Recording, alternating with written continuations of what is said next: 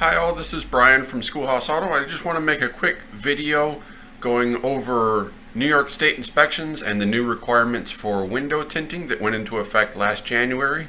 So in order to determine which windows need tinting, there's a sticker on the inside of your driver's door. Most of the time it's going to be here near the driver's latch.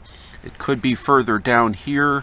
It could be on the side here, or it could actually be on the door jamb here. I know Chryslers sometimes like to put it there.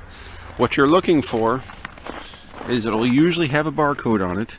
You need to see the vehicle type. Right here mine says passenger car.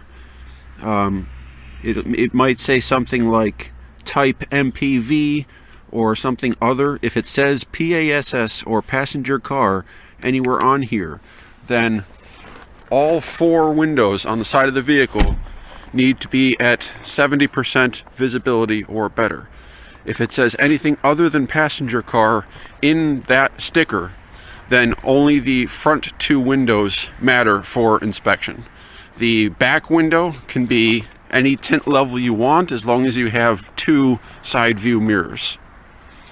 We are required to check your tint at every state inspection.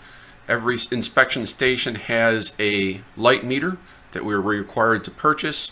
If you stop by my shop, I'll check it for free.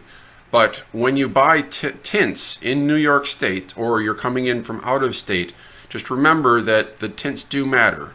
And as a reminder, please don't ask your inspector to violate the law. We can't ignore the tints. You can't get a sticker and say that you'll come back later with the tints off so we can take a picture. It doesn't work that way. If we're caught, it's a $10,000 fine. They take away your state inspector's license for 10 years and your driver's license for 2 years. It is not worth it to us. Don't ask.